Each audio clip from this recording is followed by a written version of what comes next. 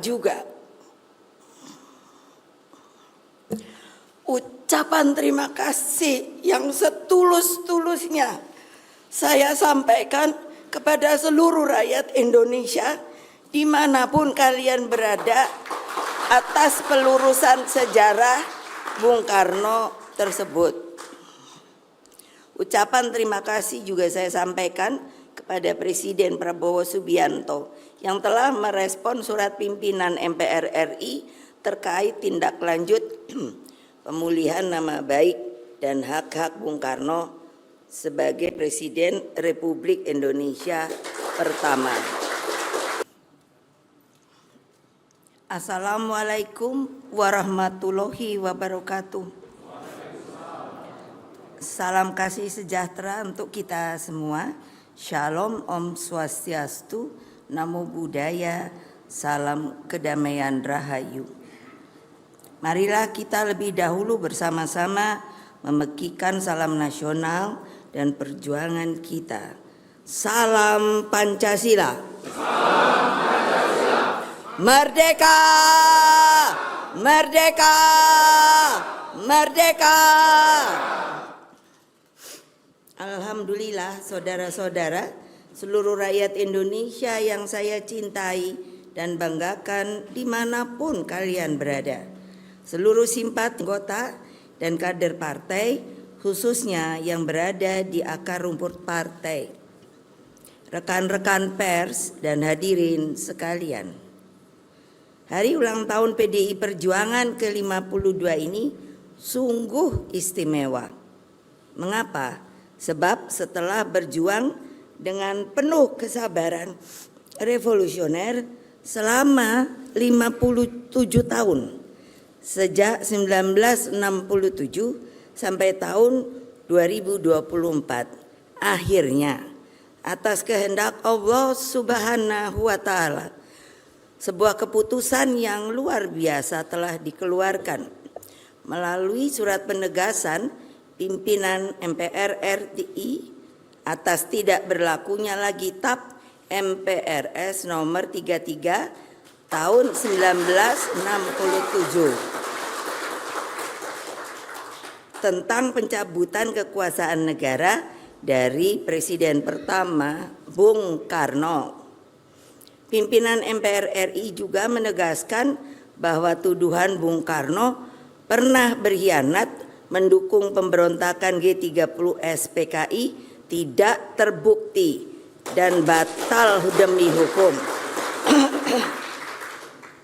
Karena tidak pernah ada proses hukum apapun yang dilaksanakan untuk membuktikan tuduhan tersebut hingga Bung Karno wafat tanggal 21 Juni 1970. Lama ya.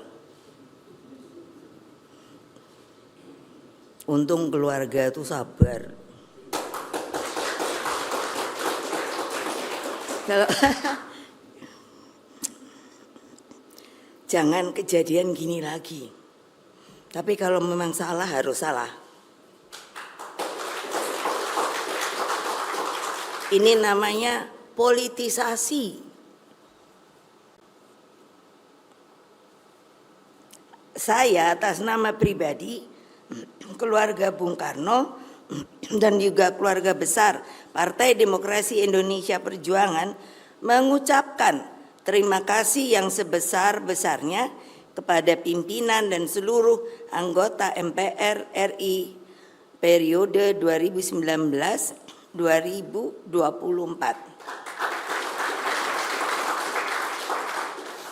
Kita ketahui bahwa MPR itu adalah singkatan dari Majelis Permusyawaratan Rakyat. Jadi adalah penjelmaan seluruh rakyat Indonesia.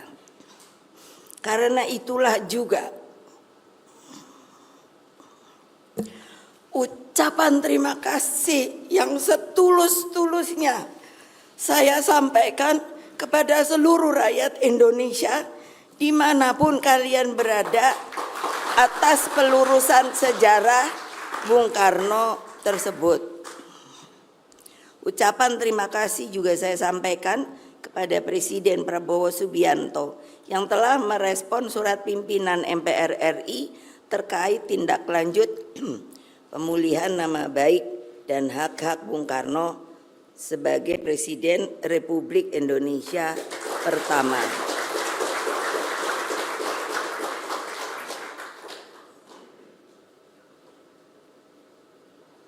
Kalau dipikir Bung Karno itu tahan banting ya. Lah iyalah. Waktu beliau itu kami keluarga tuh bingung. Saya mesti cerita karena apa? Ketika saya pergi ke Seknek untuk menanyakan bapak saya ini sebetulnya diapakan toh? Lidang presiden tiba-tiba waktu itu ditahan, bukan ditahan, enggak tahu, di Istana Bogor. Saya nanya, statusnya apa? Enggak ada yang berani jawab. Enggak ada. Jadi kami keluarga pada waktu itu tidak tahu status Bung Karno itu opo. Nah makanya saya bilang, jangan loh orang Indonesia yang berkuasa melakukan hal-hal seperti itu lagi loh. Nunggunya aja keadilannya lama sekali kan, setengah abad lebih. Nah, kebijakan pimpinan MPR dan Presiden Prabowo tersebut harus menjadi momentum rekonsiliasi nasional. Berkaitan dengan hal tersebut, kami keluarga besar Bung Karno melalui pidato kakak saya Guntur Soekarno Putra tanggal 9 September 2024 di gedung MPR RI menegaskan bahwa pihak keluarga Bung Karno telah memaafkan atas segala perlakuan yang pernah dilakukan terhadap diri pribadi Bung Karno pada masa itu. Yang terpenting bagi keluarga dan para kaum patriotik pencinta Bung Karno adalah rehabilitasi nama baik Bung Karno sebagai seorang proklamator bangsa, penggali Pancasila dan Bapak bangsa Indonesia.